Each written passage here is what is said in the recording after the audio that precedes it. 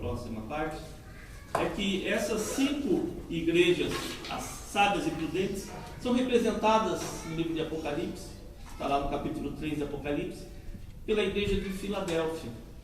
É uma igreja onde Jesus não tem nada contrário a essa igreja. É uma igreja amada, é a noiva do Senhor. Inclusive, o Senhor Jesus Cristo promete, se você ler depois para a igreja de Filadélfia, que Ele a pouparia da tribulação que estava para vir sobre o mundo.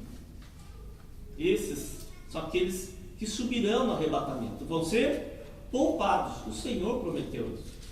Mas, quanto a outra igreja que nós vemos, que é a igreja de Laodiceia, que representa a igreja mundana, a igreja onde Mamon colocou o seu assento e ficou, a igreja que trocou o evangelho da cruz, o evangelho do sangue de Jesus, por um evangelho de prosperidade, de riquezas aqui nessa terra, de bênçãos tudo aqui nessa terra.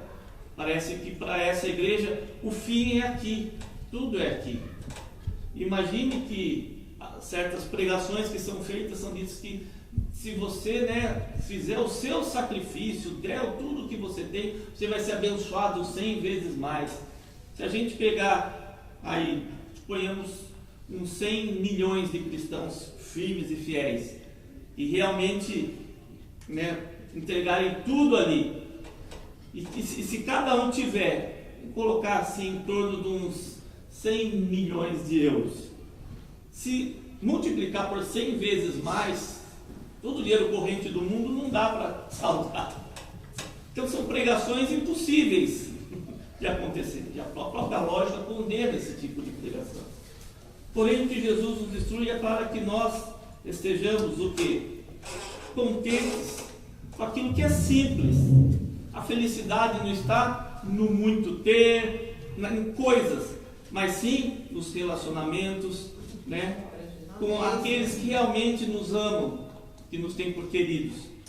Coisa você compra e estraga, mas parece que isso você não tem uma fixação por coisa. Vai carro, vai casa, vai bens, uma super viagem, coisas que passam.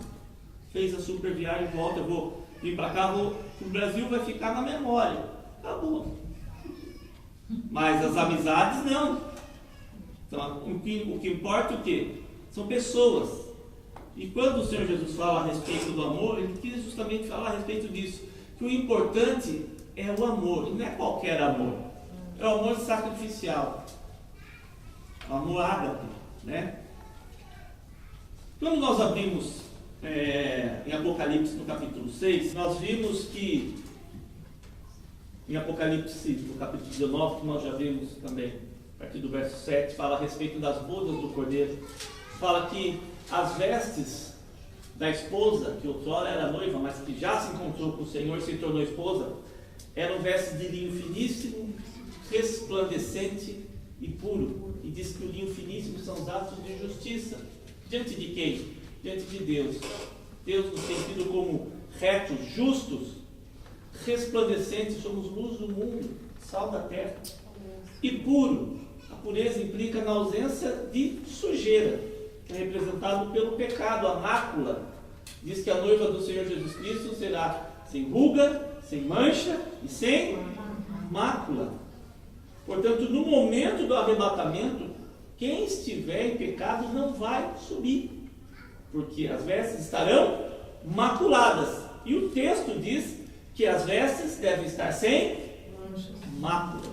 Olha o problema do pecado. Lembrando que Deus enviou o Espírito Santo para nos dar poder e autoridade para vencer o pecado, para que nós pudéssemos então nos apresentar diante do Senhor como uma igreja gloriosa, santa, e sim, dessa forma como a Bíblia fala. Não é, o Espírito Santo não existe apenas para acontecer grandes milagres, falar em línguas e profecias, mas é para santificar a igreja, porque nosso Deus é um Deus santo. Quando nós nascemos de novo, nós nascemos do alto. Jesus, conversando com Nicodemos em João no capítulo 3, ele diz: olha, quem não nascer de novo não pode ver o reino de Deus. Nos é necessário nascer da água e do Espírito. água é um tipo da palavra de Deus, que purifica a nossa mente, os princípios que norteiam a nossa vida. Temos que ter os princípios do reino em nós. Precisamos nascer da água da palavra de Deus. E também nascer do alto, do Espírito, receber a natureza de Deus em nós.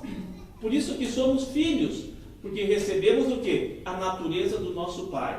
E como que nós recebemos essa natureza? Através do Santo Espírito de Deus. Por isso que o selo de Deus nos seus filhos é o quê? É o Espírito Santo, que é a marca de que nós somos filhos. Então nós vimos que a veste da esposa é essa veste, linho finíssimo, resplandecente e puro, que Deus deu para que a igreja vestisse. Mas a igreja, ao invés de vestir estas vestes, está preferindo vestir outras vestes.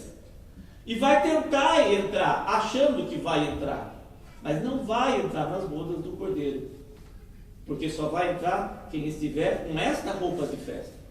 Depois, se quiser, acho que Mateus capítulo 23 vai falar a respeito também de um rei, representando inclusive Deus, que está dando uma festa para o seu filho, e mandou a chamar os convidados. Os convidados não foram, figura dos judeus que rejeitaram. Então ele fala, vai, chame a todos. Se estiver pela rua, chamem. Veio e chamou os gentios. No entanto, muitos vieram. Não fizeram, mas muitos vieram. E mesmo aqueles que vieram, quando chegaram ali, o que acontece? O rei olha e vê que um estava sem as vestes nupciais. Tem que estar trajando, mesmo que não é o convidado, é gentil, mas tem que estar com as vestes para entrar ali. Ele fala, olha, tira para fora, não vai entrar. São vários parágrafos que nós vemos que Deus está alertando sobre isso. Agora nós vamos ver algo que nós vimos a respeito do arrebatamento. Sabemos que só vai subir quem estiver preparado segundo o modelo bíblico, com as vestes bíblicas, com as vestes que o Senhor Jesus Cristo tem nos instruído. Mas quando isso vai acontecer? O que vai estar indicando? Quais os sinais dos tempos? Será que falta muito tempo? Será que não? Será que Jesus não vai vir nunca? Quais são os sinais? Em Mateus capítulo 24, Jesus fala para que nós possamos estar observando os sinais. Ele diz, olha, quando virdes todas essas coisas acontecerem, que ele narra no capítulo 24, sabei que está próximo as portas. E diz, não passará essa geração sem que tudo isso aconteça. Passarão os céus e a terra, mas as minhas palavras não hão de passar. Ele fala a respeito da parábola da figueira também, que quando você observa a figueira, você consegue saber em que estação, o que está acontecendo, que estação que estaremos vivendo. Ele fala da mesma forma como você olha para a figueira e sabe discernir os tempos. Da mesma forma, quando você ver estas coisas acontecendo, vocês vão saber que é próximo o reino de Deus. E quais as coisas então? Vamos para Apocalipse capítulo 6. Diz assim, vi quando o Cordeiro abriu um dos 7 selos e ouvi um dos 4 seres viventes dizendo, como se fosse voz de trovões, vem. Vi então, e eis um cavalo branco, e o seu cavaleiro com um arco. E foi-lhe dado uma coroa, e ele saiu vencendo e para vencer. Esse primeiro, no versículo 2, vai falar a respeito do cavalo branco. Se você olhar lá em Apocalipse 19, verso 11, vai também ter um cavalo branco lá. Mas aquele cavalo branco diz que o que está sentado sobre ele possui muitos diademas, muitas coroas. Esse não tem uma. Aquele lá, é Jesus. Esse daqui é aquele que quer roubar Cristo do coração das pessoas. É o anticristo, que ele se coloca também com poder de governo, que a coroa implica em poder. E nós vemos depois que o meio dele governar vai ser através justamente da besta. Quando esse cavalo branco ele chega, diz que o seu cavaleiro também possui um arco e foi-lhe dado uma coroa, ele sai vencendo e para vencer. Nós vamos observar que O período da tribulação totaliza 7 anos. Por que 7 anos? Quando nós observamos as profecias do Velho Testamento, principalmente de Daniel, vamos abrir lá para nós, vocês terem também essa referência. Daniel, capítulo 9.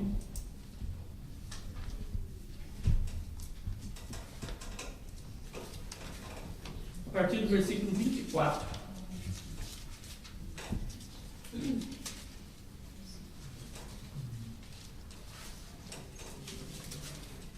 Daniel, capítulo 9, versículo 24. Vamos encontrar, amém? Diz assim: 70 semanas estão determinadas sobre o teu povo e sobre a tua santa cidade, para fazer cessar a transgressão, para dar fim aos pecados, para expiar a iniquidade, para trazer a justiça eterna, para selar a visão e a profecia, e para ungir o Santo dos Santos. Sabe e entende, desde a saída da ordem para restaurar e para edificar Jerusalém, até ao ungido, ao príncipe, 7 semanas e 62 semanas irão passar. As praças e as circunvalações se reedificarão, mas em tempos angustiosos. Depois das 62 semanas, será morto o ungido, e já não estará. E o povo de um príncipe que há de vir destruirá a cidade e o santuário, e o seu fim será no dilúvio, e até ao fim haverá guerra, desolações são determinadas.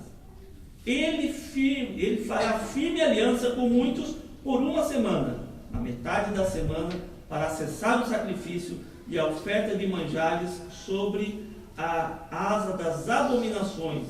Virá o assolador, até que a destruição que está determinada se derrame sobre eles. Com todo o período cronológico da profecia baseado nesse texto, já se passaram um total de 69 semanas. Cada semana na profecia é um período de 7 anos. Isso começa a se cumprir em 445 a.C., quando saiu o decreto para que Jerusalém fosse reedificada depois de ter sido destruída. Desse momento até Cristo, se você calcular, terão se passado 69 semanas, até o ungido. E diz que depois disso aconteceria o quê? Que um povo que há de vir destruiria a cidade e o santuário. Depois de Cristo, o que aconteceu em 70 depois de Cristo? Os romanos destruíram o templo, invadiram Jerusalém, sitiaram a cidade, milhares de judeus ali morreram. Tempos angustiosos para as grávidas, como Jesus disse em Mateus 24, ai das grávidas, porque muitos tiveram que comer seus próprios filhos, porque uma cidade sitiada não entra alimento, não tem água, e aí? Chega um momento de desespero, e foi um período muito triste. Quem pôde fugir, fugiu. Quem ficou lá, sofreu e muito. Então isso já se cumpriu, mas ficou faltando 1 semana. 1 semana é um período que nós falamos de 7 anos. Então ficou faltando 7 anos. Olha o detalhe aqui, diz que 70 semanas estão determinadas sobre o teu povo. O anjo traz essa profecia para Daniel. Daniel, ele é um judeu. Ele pertence a uma das tribos de Judá, que pertence o quê? Às 12 tribos de Israel. É para eles a profecia. Para o teu povo está determinado 70 semanas, com o objetivo de cessar a transgressão, dar fim aos pecados, para expiar a iniquidade. Esses últimos 7 anos que faltam, como a profecia é para eles, é justamente o quê? O tratamento final de Deus para com Israel, a fim de que se cumpra esse cessar a transgressão, dar fim aos pecados e expiar a iniquidade. Eles têm que estar prontos para o Messias. E quando nós observamos então esses 7 anos, por que ainda não se cumpriu logo depois que se cumpriu essas 69 semanas? Ficou faltando essa 1 semana. Algo entrou na história. Quem que entrou? Nós. A igreja. Não começou a igreja ali no Pentecoste? Né? Jesus, é interessante que quando ele antes dele subir ao céu, ele morreu, ressuscitou ao terceiro dia, e logo depois existia algo que era a oferta das primícias, que se chamava. Toda a colheita era dividida em 3 momentos: primícia, a grande colheita, e o que caía, as sobras, ficava para os necessitados irem colhendo. Então, eram colhidas desses 3 momentos. Interessante que Jesus, quando ele morre, né, logo depois já é o que? A primícia. Ele ressuscita justamente no domingo, onde ele próprio se oferece como primícia, primogênito dos mortos, que ressuscita. Nós vimos que também, abra sua Bíblia, Mateus, no capítulo 20,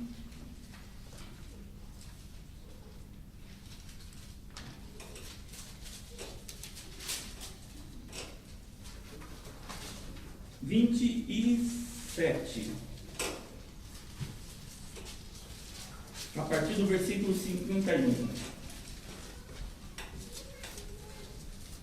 O que a morte de Jesus gera? Mateus, capítulo 27, a partir do versículo 51.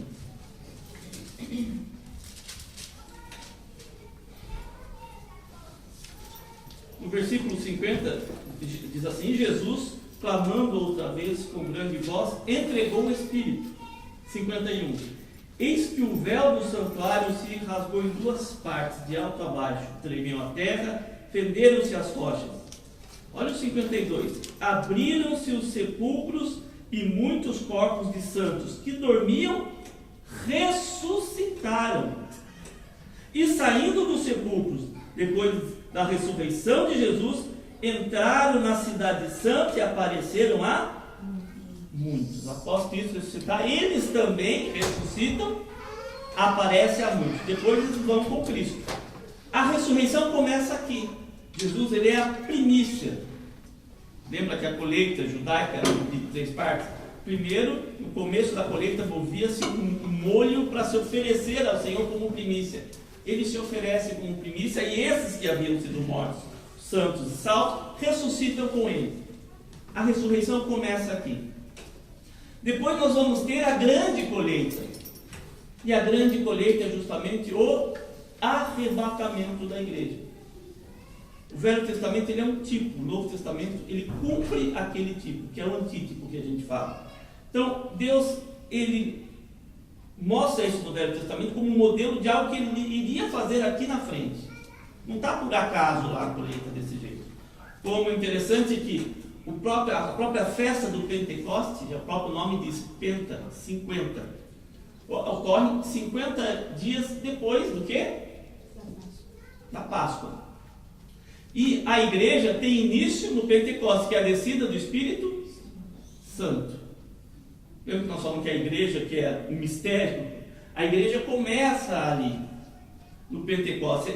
O Espírito Santo vem e a obra do Espírito Santo começa o que? Através da igreja, a restaurar o ser humano caído.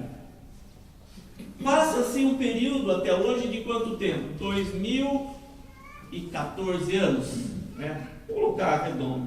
A gente sabe que a cronologia está contada errada. Provavelmente Jesus nasceu 5, 6 anos antes de Cristo, da marca que a gente tem. Mas vamos deixar como se fosse assim, só para a gente ter uma ideia. Então já se passaram cerca de 2.000 anos que a igreja está aqui.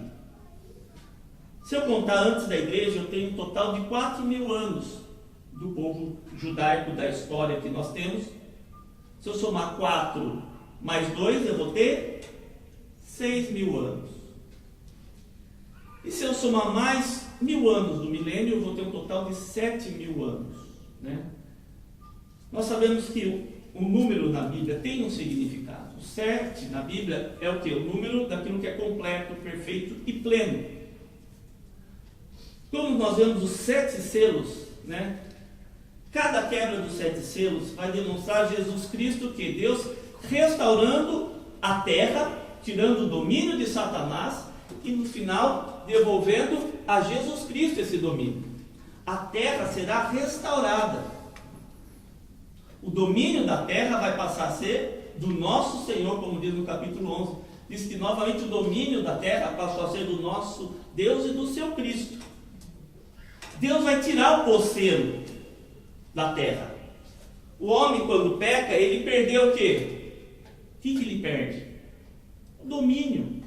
Satanás, né, pelo pecado, escraviza o homem e o usa para o quê? Para acabar com a terra.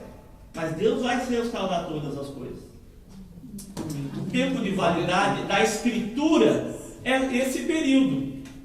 Esses 7.000 anos que a gente tem. E terminando os 7, acabou o tempo do homem. Acabou, Satanás acabou. A terra vai descansar. Deus, ele é fiel.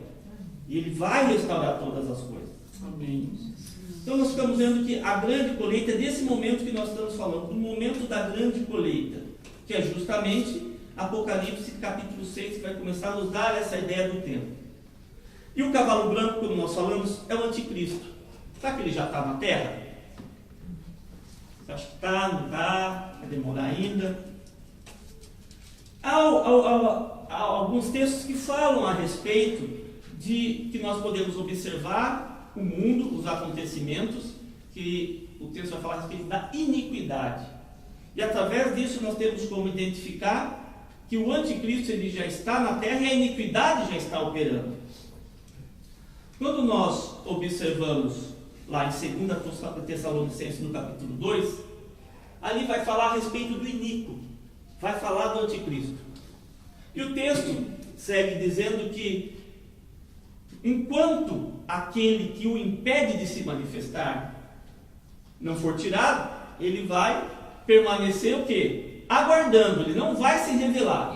Mas quando aquele que o impede for tirado, então ele vai se manifestar. O que o impede de se manifestar? O que vocês acham? Espírito Santo é a igreja. Exatamente. E o Espírito Santo está onde? A igreja. Quem é a igreja? Então, quando nós falamos de igreja, estamos falando de pessoas, não de instituição, 4 paredes. Sempre que você ouviu falando de igreja, somos nós, pessoas. Então, se o Espírito Santo ele está em nós e o anticristo só vai se manifestar quando ele for tirado, nós vamos junto, porque ele é o selo. Quando ele for tirado, nós vamos também ser arrebatados, vamos juntos.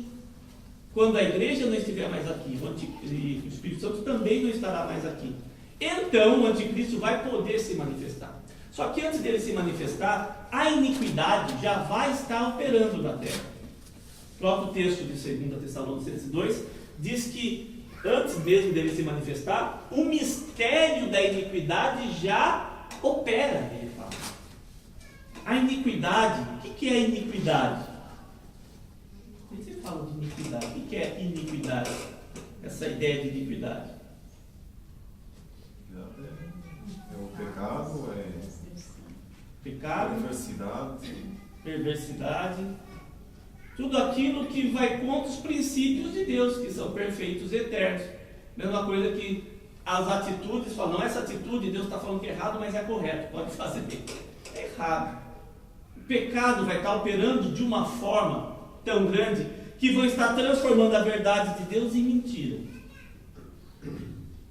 Satanás ele é tão sujo que o ser humano não percebe, a igreja não percebe a maneira como ele age, mas tudo é um processo, ele começa a agir lá atrás para que hoje as coisas estejam como estão. Quando nós observamos, há umas décadas atrás aí, parecia que as coisas não eram como hoje, existia mais aquilo que é correto e o que é errado. Hoje em dia o que é certo e o que é errado já não tem, depende da pessoa. O que é certo para mim pode não ser certo para você. Essa ideia de que tudo é relativo. E creio que aqui na Suíça se vive muito isso. Você vai falar de Jesus, de Deus para alguém, mas o meu Deus é assim, não é diferente, não, imagina. Cada um fala de um único Deus, mas cada um tem uma ideia desse único Deus. Por quê? Por que cada um tem o seu Deus? De onde que veio isso? Do nada surgiu assim? Será que... Para tirar do foco, tirar a pessoa do foco, que é Jesus. A ideia é essa, tirar do foco. Mas Satanás ele começou lá atrás, mexer na filosofia. Lá, 1800 e pouco, um filósofo chamado Hegel, ele cria algo. Antes você tinha a verdade e a mentira. Ele pegou a verdade e misturou com a mentira. Ele criou a síntese. Ele tinha a tese, a antítese, né? E ele cria o quê? Misturar os dois, a síntese. O que é a síntese? Na escola a gente aprende. Dê a sua opinião sobre esse texto. Você faz um resumo dando a sua opinião. Você resume e dá a sua opinião. Independente se você compreendeu plenamente, se pegou todos os detalhes, mas é a sua percepção daquilo, que pode ser correta ou não. Se eu pegar a verdade e misturar com a mentira, eu crio meias verdades, que na verdade não são verdades, são mentiras. Mas esse processo de síntese começou a ser aplicado em todas as esferas do conhecimento. Começa com a filosofia, vem depois para a música, para a arte, para a cultura geral e termina na própria teologia moderna. Na teologia moderna, tira-se o significado dos nomes e você dá o significado que você quer. Deus é aquilo que você acha que Ele é. Olha o que a teologia moderna, aplicando esse princípio de síntese, é. Deus é aquilo que você quer, Jesus é aquilo que você achar que Ele é. Por isso que tudo hoje em dia está o quê? Relativizado. Que cada um dá a sua opinião e o que acha disso. É interessante que o ser humano cria lei para tudo, né? Mas quando você vai tratar de questões morais, ele não quer ter lei moral. Ele não quer obedecer leis morais. Ele quer viver do jeito que ele acha que tem que ser. E quando nós vemos, quando chega na década de 80 e 90, a iniquidade já cresceu de uma forma tão grande que aquilo que é pecado já começa a virar lei. Essa ideia de se relativizar tudo começou a destruir o quê? Todos os princípios de Deus para as nossas vidas. Aquilo que realmente gera a vida eterna para o ser humano. Quando nós observamos o último absoluto de Deus, que é o primeiro que está lá em Gênesis, que Deus criou homem e mulher, né? Esse é um princípio bíblico. Nós vemos que o mundo também já relativizou isso, dizendo que, olha, você é o que você quiser ser. Você quer ser mulher, você nasceu homem, você quer ser mulher, você pode ser mulher. O mundo está assim, vários países já aderiram isso, em vários países já é lei, e ai, nós fomos contra. É discriminação. Exatamente, discriminação, chamado de homofóbico, né? Mas olhe, os princípios, como esse princípio que está na Bíblia, foi relativizado e colocado como lei. E quando isso acontece, nós vemos na Bíblia que Deus ele julga as nações, como aconteceu com Sodoma e Gomorra. Fizeram isso, só que Deus julgou essa nação. Como usou Israel, como diz a Bíblia, que Israel foi como um chicote de Deus para julgar as outras nações quando ela ia, né, avançando. Muitos jogavam crianças para ser queimadas a Moloque, que absurdo, oferendas aos deuses. É contra esse tipo de pensamento, né, que Israel acabou lutando e vencendo. Deus usou Israel. Hoje nós estamos já com o pecado, estourou. Não tem mais para onde, está muito pior que Sodoma e Gomorra. É o momento que Deus chegou de julgar as nações. E já está acontecendo esse julgamento. Você começa a ver essas grandes tragédias que parecem que nunca eram tão assim, mas de repente começa, é tsunami, é uns terremotos, umas coisas que antes parece que não era tão intensa, cada vez piorando. O tempo está louco. Só para ter uma ideia, no Brasil, em janeiro, fevereiro, que é época de chuva, não choveu quase nada. Todo ano chove, não tem registro histórico, nem não consegue lembrar de quando isso aconteceu. Gerou uma tragédia lá. Se falar, se não chover agora, em outubro, setembro, outubro, que é período de chuva, está perdido, não sei o que vai acontecer. As coisas estão mudando. Deus está executando juízo sobre as nações. Mas isso é um alerta para que a igreja acorde e se arrependa dos seus pecados e se volte ao Senhor em santidade, vestindo aquelas vestes que nós falamos, porque sem aquilo não vai subir no arrebatamento. é um alerta, os sinais são um alerta. Então nós ficamos vendo que quando o cavalo branco, o anticristo, ele entra, ele gera essa iniquidade, isso gera confusão. A confusão de princípios se estabeleceu e começou esse embate, essa briga. Por quê? Nós, como cristãos, temos princípios bíblicos. O mundo secularizado segue os princípios do anticristo. Segue justamente essa iniquidade crescente. E é uma briga que está acontecendo. Os cristãos estão apanhando. Mas tudo tem o seu tempo. Só que o anticristo ele só vai se manifestar, o próprio anticristo, em momento oportuno. Nós observamos então, vamos deixar ele aqui um pouquinho. A iniquidade já tem se manifestado, mas ele só vai, ele próprio, se manifestar um pouco mais à frente. Segundo selo, versículo 3. Quando abriu o segundo selo, ouvi o segundo ser vivente dizendo: vem! E saiu outro cavalo, vermelho, e ao seu cavaleiro foi-lhe dado tirar a paz da terra, para que os homens se matassem uns aos outros. Também lhe foi dada uma grande espada. Nós vemos que o cavalo vermelho, quando ele entra, a função dele é tirar a paz da terra, para que os homens se matem uns aos outros. E também foi-lhe dada uma grande espada, que é símbolo de guerra. Mas não só guerra que os homens vão morrer. Homens matando uns aos outros. Ele gera conflitos. É tudo uma consequência. Quando o anticristo chegou, ele gerou que a iniquidade entrou e gerou confusão. Confusão gera conflito. É uma contagem regressiva, os cavaleiros, até se culminar no ponto que nós vamos ver mais à frente. Então a consequência do cavalo é justamente o outro, que quando ele se manifesta, o mundo começa a gerar e entrar em conflitos. Interessante que alguns marcos que nós observamos, lembra que nós devemos observar os sinais. Quando nós vimos o que aconteceu lá em 11 de setembro, o World Trade Center, depois daquele momento nós vimos que os Estados Unidos era aquele país tido como um país que protegia o mundo. Qualquer coisa mandava seus navios, né, os porta-aviões, e estava sempre presente. Se nós compararmos aquele Estados Unidos com o de hoje, ele está na realidade aqui do Oriente Médio tirando suas tropas, tirando, principalmente depois que ele descobriu a bauxita, que você consegue extrair gás de bauxita. Ele não tem mais tanta necessidade do gás daqui, que ele trazia da Rússia também, né? Eu vi uma reportagem que 82% do gás que entra na Europa vem da Rússia. A Rússia, na Bíblia, é o reino do norte, Magog, que também já está se mexendo.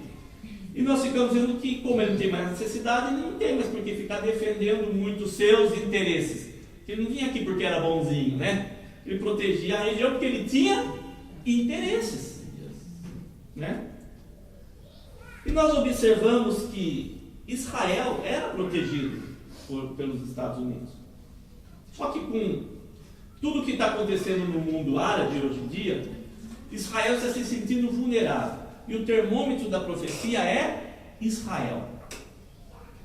No final do ano passado, no final de outubro, houve a reunião da ONU, onde o primeiro-ministro de Israel, Benjamin Netanyahu, se pronunciou. Vocês podem ver, está na internet o pronunciamento dele, muito lindo. Ele cita até a Bíblia, fala: olha, nós já estamos há tanto tempo aqui nessa terra, e nós não vamos deixar de lutar por ela. E uma coisa ele alerta: olha, que o perigo iminente ali que eles têm, quem é? O Irã. A intenção do Irã é enriquecer urânio por fins pacíficos, dizia ele. Israel faz essa menção dizendo, vocês podem ver na entrevista, ele vai dizer o seguinte: olha, cuidado com o Irã, porque o Irã é um lobo em pele de ovelha. Ou seja, agora está todo mundo começando a dar o aval para que ele possa enriquecer urânio. Eles vão acabar usando isso para construir uma arma nuclear. Só que Israel já disse: antes que isso aconteça, nós vamos atacar o Irã. E eles estão falando, estou repetindo o que está lá. Israel já falou que eles vão se defender. Que você entende como se defender? Não é ficar esperando as bombas cair, não. É ir lá e não deixar eles produzirem a bomba. Fevereiro, novamente, Israel se pronunciou, o ministro da Defesa de Israel, dizendo: olha, nós vamos nos defender, não podemos mais contar com os Estados Unidos. Agora estão vendo que não tem mais protetor. Nós estamos prontos e vamos nos defender. Nós começamos a observar esse cenário, uma tensão crescente e um perigo iminente de uma guerra no Oriente Médio. Aí nós vimos a Síria. O que aconteceu o ano passado com a Síria? Guerra civil. Teve a guerra. E o que eles utilizaram nessa guerra? Armas químicas, que é proibido. Aí chegou a ONU, mandou seus inspetores lá para verificar tudo e tal, e falou para que eles o quê? Entregassem as armas químicas. Eles entregaram? Não. A dos Estados Unidos também ameaçou. Entreguem. Eles entregaram? Não. Aí chegou a Rússia. Mas fizemos um plano aqui para você entregar. Ah, tá bom. Por que para a Rússia eles disseram sim? Quem que manda ali? É a Rússia. Como fornece arma para eles, para o Irã, Iraque, tudo. E nós vemos agora a Rússia convênio com a China, fazendo um consórcio com a China de gases. Você vê aquele mundo ali, o que está ocorrendo, as alianças que estão sendo feitas, e principalmente nesse mundo árabe, que eles querem arrebentar com Israel. Ninguém quer Israel, ninguém gosta de Israel. Israel está cercado ali. Então esse conflito eminente crescente, né, vai culminar em algo. Nós vemos o que? Então, que o cavalo vermelho, ele acaba gerando também não só guerras, que nós, depois de que houve o 11 de setembro lá, os Estados Unidos caiu matando no Oriente Médio, tentando catar o Bin Laden, e vai aquela correria, gastaram muito dinheiro e aquela coisa assim, mas gerou um temor no mundo, porque se uma nação como aquela ficou vulnerável e foi atacada, pode acontecer em qualquer lugar. Criou-se um medo, uma instabilidade, e essa instabilidade continuou o quê? Crescendo e aumentando. Outra coisa que nós começamos a ver se desenvolvendo muito é conflitos humanos. O ser humano, ninguém mais consegue conversar com ninguém, dialogar de uma forma passiva, não. Tudo na briga, vou para a justiça, é briga. No Brasil, vizinho matando vizinho por causa do barulho, foi lá, pá, matou. Mães matando crianças recém-nascidas e filhos matando pais. Isso lá, acho que só acontece lá, né? Isso daí. Mas você vê no mundo todo essas coisas que antes não se via, começaram a acontecer em outros países. Um atirador saiu matando um monte de gente, às vezes saiu na rua matando. Começou cada vez mais o ser humano sem Deus. O que acontece? Ele se torna um bicho. E essa moda está no Brasil agora, né? Os atiradores saem na rua matando todo mundo. Exatamente. Principalmente polícia, eles gostam de ir no cinema, cinema, foram matar, então você fica vendo, né? Homens matando homens, né? Não é em uma guerra, é fora de uma guerra. Então a iniquidade cresceu de uma forma que gerou toda essa confusão gerou conflitos, porque sem o princípio de Deus na vida do ser humano, o que ele vai temer? Nada, ele vai buscar os seus interesses, porque ele é escravo do pecado, ele vai tentar satisfazer os seus desejos. O ser humano se tem como Deus, eu sou o meu Deus. Esse é o pecado original, o princípio de rebelião contra Deus, é o ser humano querendo ser Deus. E quanto mais isso acontece, os governos, ao invés de se voltarem para as escrituras, para os princípios bíblicos, não, ficam tentando através de psicólogos, formas de controlar o ser humano. Não vai conseguir, não conseguiu até agora. E vivem tentando fórmulas mágicas, né? Depois que aconteceu esse fato do World Trade Center, chamaram, se não me engano, a filha de Billy Graham para dar uma entrevista. E perguntaram, por que Deus permitiu que isso acontecesse com a nossa nação? Uma nação que crê em Deus.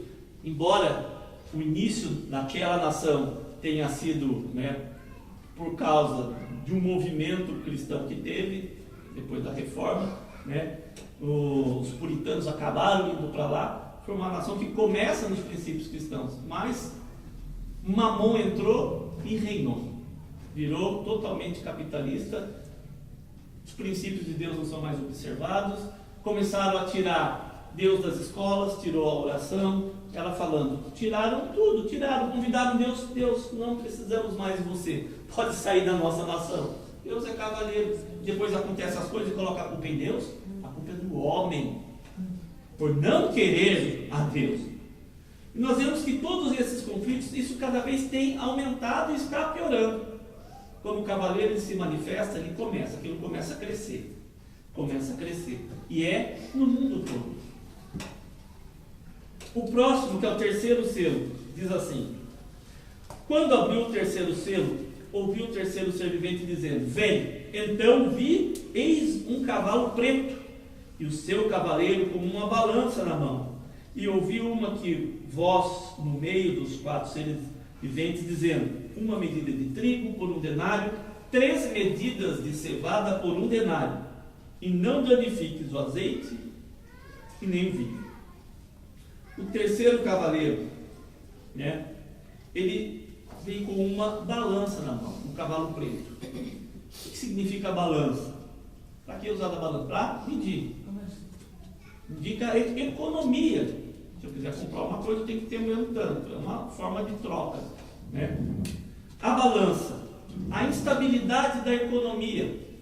Porque ele diz que eu preciso de uma medida de trigo por 1 denário. O denário era o pagamento, o salário de um trabalhador por dia. Se eu preciso do meu trabalho de um dia para comprar,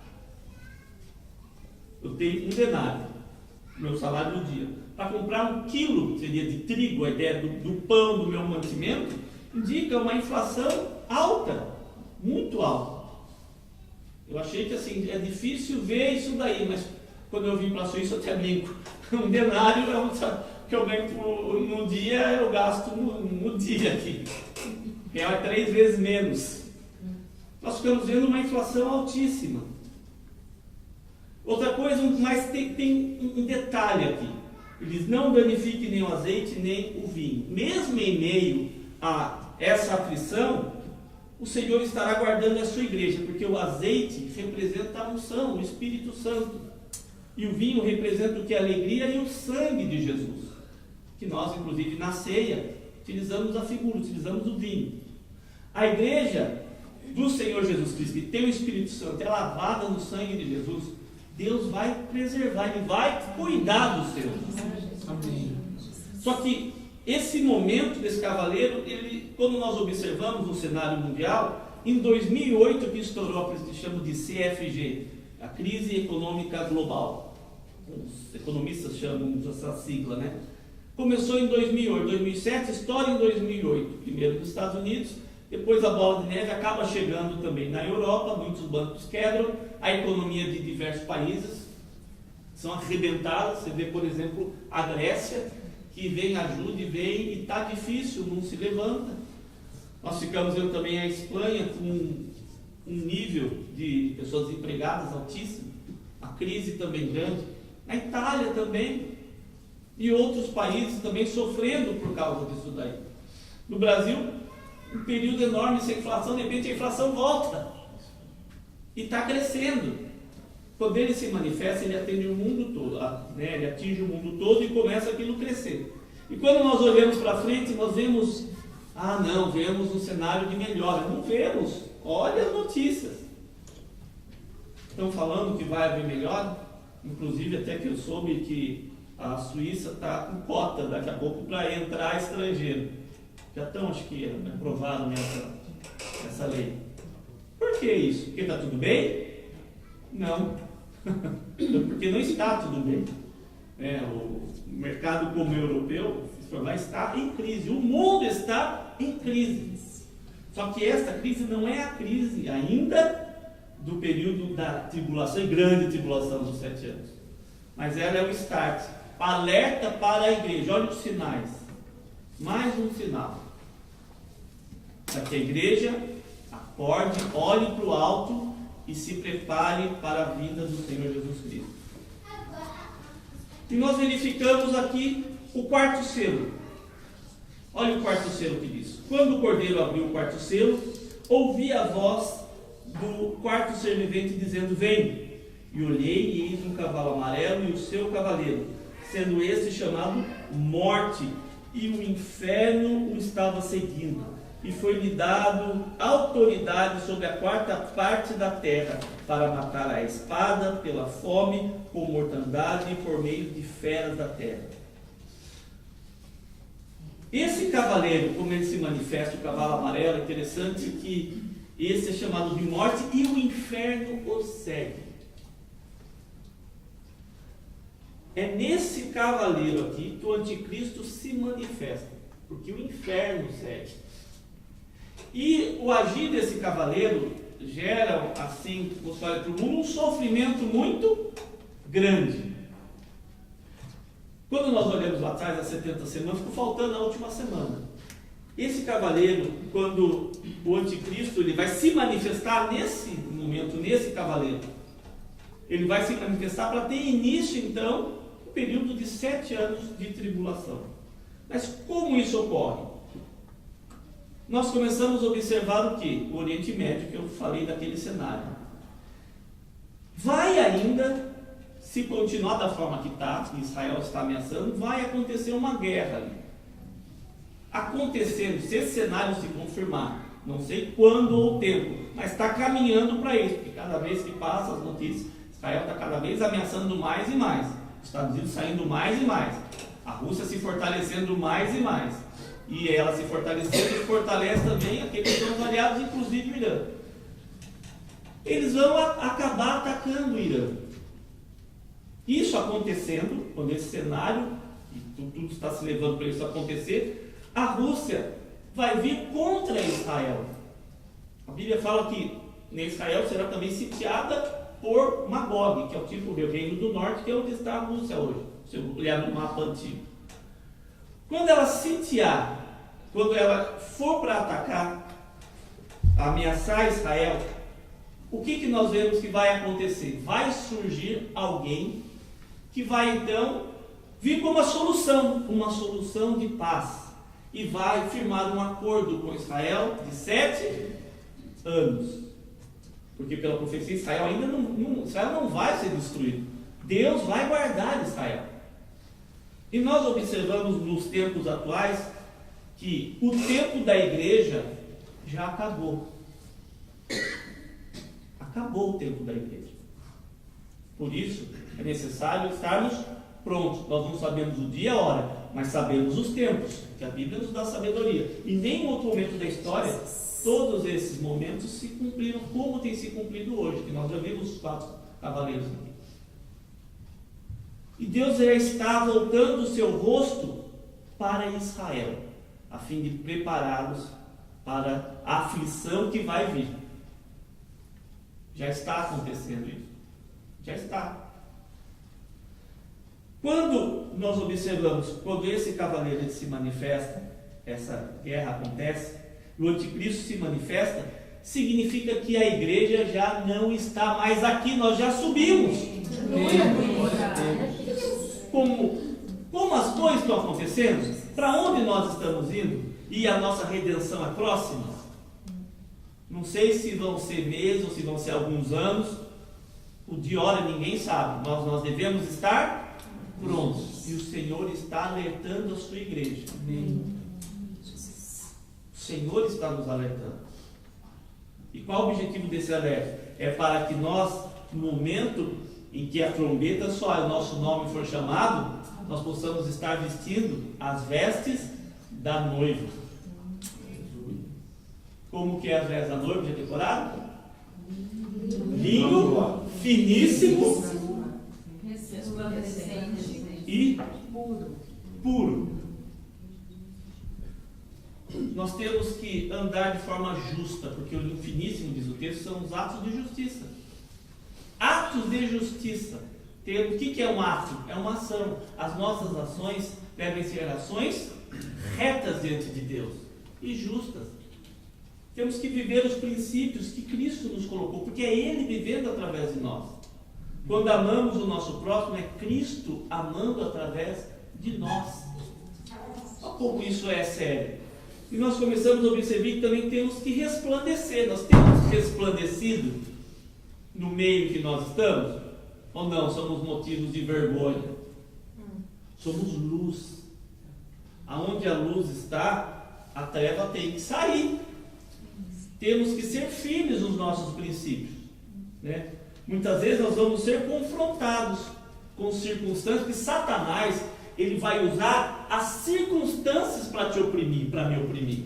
Ele usa o circunstancial, porque o mundo jaz no maligno. É as circunstâncias a fim de nos levar a pecar. Então ele quer nos fechar de uma forma a fim que a nossa decisão seja transgredir. Agora, quando nós permanecemos fiéis, mesmo em meio à tribulação, o Senhor nos dá vitória. Porque a palavra não se cumpre, diz que Ele não nos deixará tentar, além do que possamos suportar. Antes da tentação, Ele nos dará o escape.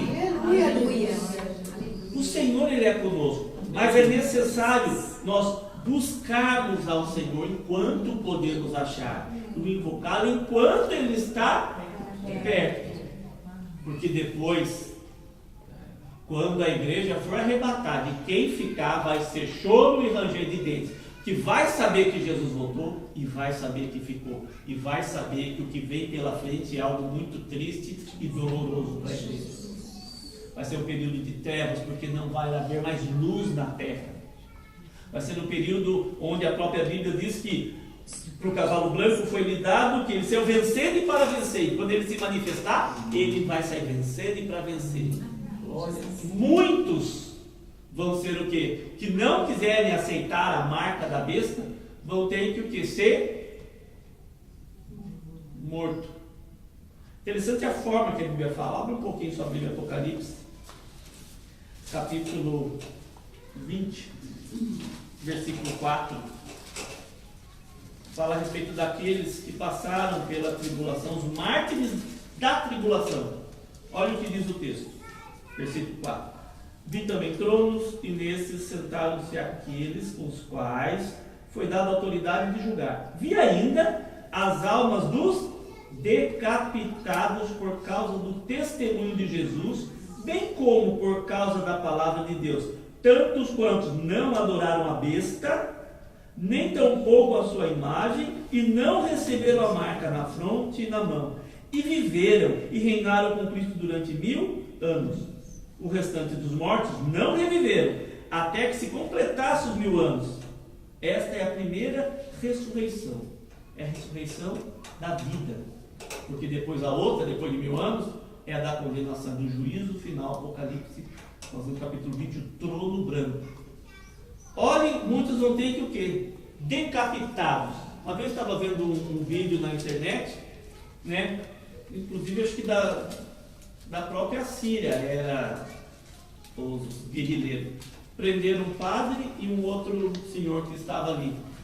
E aparece eles gritando, né? Com a faixa e tal. Amarraram o padre assim, deitaram ele, era um padre negro, deitaram ele, ergueram a cabeça e pegaram uma faca, aquela tipo no ramo, né? Começaram a cortar. Eu não acreditei que eu vi aquele vídeo. Meu Deus. Quando eu vi, começaram a... O que está dizendo aqui? Degolado. Se isso acontece hoje, você acha que vai acontecer nesse período? Se já acontece isso hoje, e está na internet. Eu fiquei, pegaram o outro depois, que nem coisa, cortando, e tiraram a cabeça e ergueram. Meu Deus do céu. Eu falei, Senhor Jesus. E depois fizeram a mesma coisa com o outro. E não é efeito especial, não. Olha o mundo que nós estamos vivendo. Todo o texto a gente vê, vão ser, né, decapitado. Degolar e cortar a garganta, mas decapitar e arrancar a cabeça. Isso já acontece. Muito mais vai acontecer aqui, porque não vai mais ter o Espírito Santo, acabou a graça, trevas total na terra. Por isso, vamos guardar o que nós temos, para que ninguém roube a nossa coroa. Amém. Temos que estar vestindo estas vestes da noiva. Uma coisa que eu fico vendo na igreja hoje em dia, está preocupado muito não só com coisas. O nosso coração tem que estar no reino de Deus.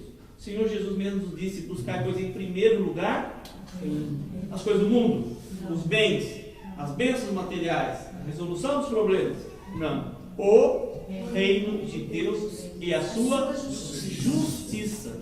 Interessante que as vestes da noiva, a de finíssimo, ela demonstra que os atos de justiça, temos que viver a justiça do Senhor, andando de forma reta e santa. Temos que buscar estar cheios do Espírito Santo se quisermos vencer o pecado.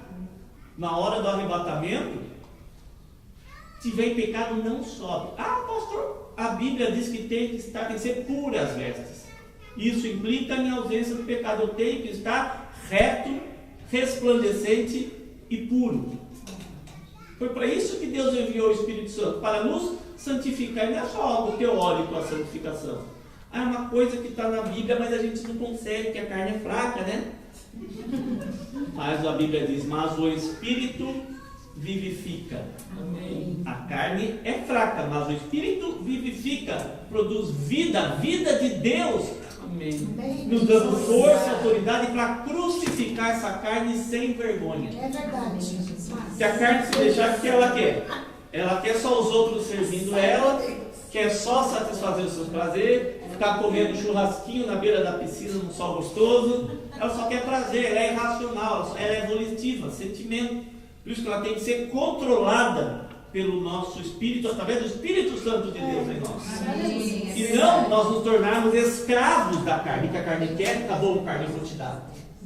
Crucificar a carne dói crucificar. O apóstolo Paulo falou, crucificado, estou na cruz com Cristo. Então nós ficamos observando que o Evangelho da Bíblia é o Evangelho da cruz, do sangue de Jesus. É Jesus Cristo crucificado e ressurreto. Ele ressuscitou e nós também ressuscitamos com Ele. O símbolo do batismo, nós morremos para o mundo e vivemos para Cristo. Em novidade, nós morremos para o mundo e para o pecado. Então, por que muitos, depois de vir da igreja, voltam para o pecado? E o pior, fica dentro da igreja, achando que está tudo bem. Não está tudo bem. Nosso Deus é um Deus santo.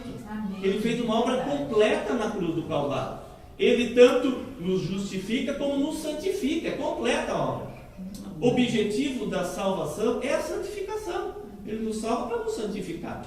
Não tem, eu não consigo, pastor, uma vida de santidade. Então não está com problema em viver uma vida de santidade. Está com problema, sabe aonde? Na justificação. Será que realmente entregou a vida a Jesus? Ou só põe da boca para fora? Lembra que Romanos 10:9 diz que com a tua boca confessar. Nós já falamos sobre isso. Não posso confessar uma mentira.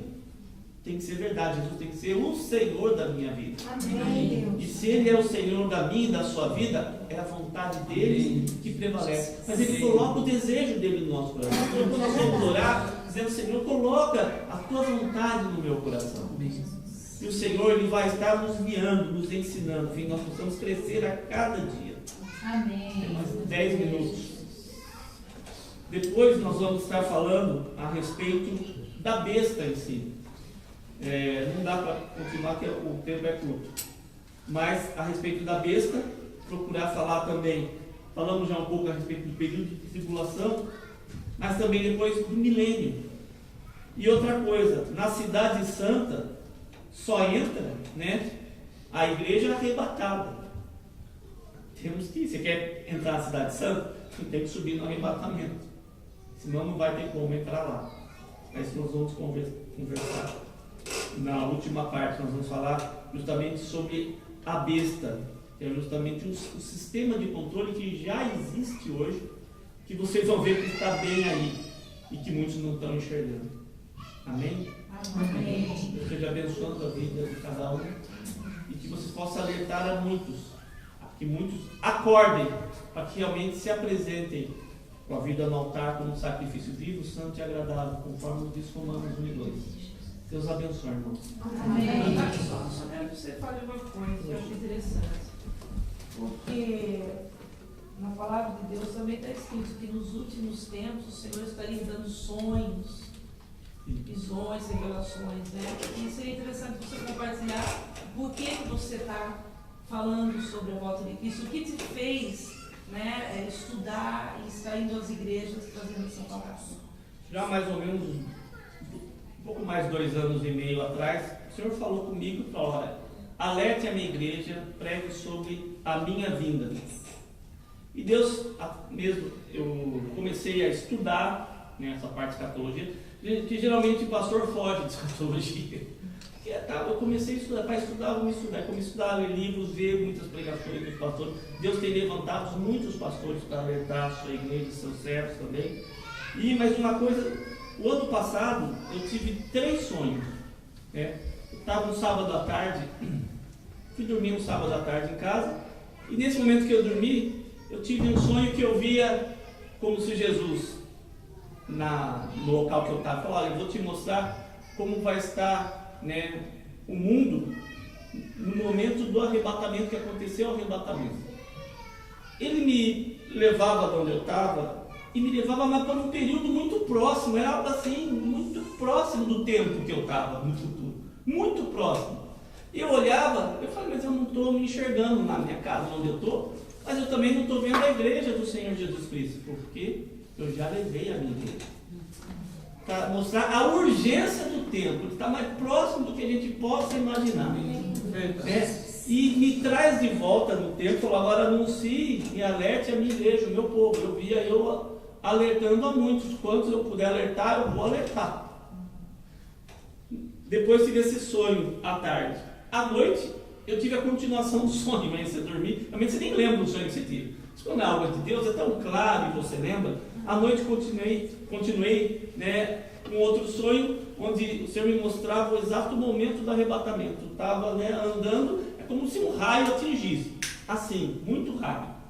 Mas ele me mostrou também aqueles, né, que ficaram ali, um momento de aflição que estavam vivendo. Nessa mesma semana, eu tive o último sonho, onde eu sonhei, o Senhor me mostrava: olha como o período da tribulação, como vão estar. Mas era uma aflição, aquele sonho, como eu sofri naquele sonho. Eu acordei, graças a Deus que era um sonho, mas como eu sofri naquele sonho de perseguição, e se escondendo, e tendo que fazer de tudo para não ser encontrado, e aquela aflição e guarda, e as pessoas, né, quem está vivendo no mundo está tudo bem, mas a igreja, quem ficou com uma aflição e uma perseguição, que eu acordei, eu dei graças a Deus que saí daquele momento. Então, na mesma semana, o Senhor me deu 3 sonhos. Né? E desde que eu comecei a pregar sobre a volta do Senhor Jesus, mas o inimigo veio com tudo. É luta e tribulação, assim o inimigo manda a seta, mas o Senhor em tudo tem dado a vitória. Amém. Glória a Deus. Para o preço. Mas o Senhor, ele é porque Satanás não quer que a igreja seja alertada. Né? E como atalaia, que nós somos, a nossa função é alertar. Por isso, alerte a muitos, observe o que está acontecendo. Satanás, o que ele tenta fazer? Ele tenta usar o mundo, as coisas, o dinheiro, os problemas para tirar a visão da igreja, para que fique olhando para as coisas dessa terra. Quando o Senhor está falando: olhe para o alto, o Senhor, ele já se levantou do seu trono, a festa já está preparada, as bodas estão preparadas, o noivo está preparado, mas a noiva não está preparada.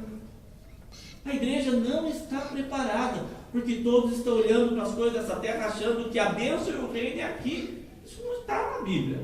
Olha como Satanás cegou, porque diz que o Deus desse século cegou o entendimento do povo. Quando eu observo a igreja, trocaram o evangelho de Jesus Cristo por um outro evangelho. Trocaram. Mamon está entrando e reinando com o nome de prosperidade. Todo crente só fala disso. A Bíblia, você quer ver prosperidade com Deus, é andar com Deus. As demais coisas ele acrescenta, buscar em primeiro o reino, é isso que a Bíblia diz. E Deus ele honra pelo que a palavra dele diz. Então o foco mudou totalmente. Mas mesmo nas igrejas que nós vemos hoje, as pessoas vêm para Cristo, aí depois continuam vivendo no pecado, pastor adulterando, pastor, né, fazendo mentira, engano, inveja, asmendo, tudo podre, droga dentro da igreja, virou uma Sodoma e Gomorra a casa do Senhor.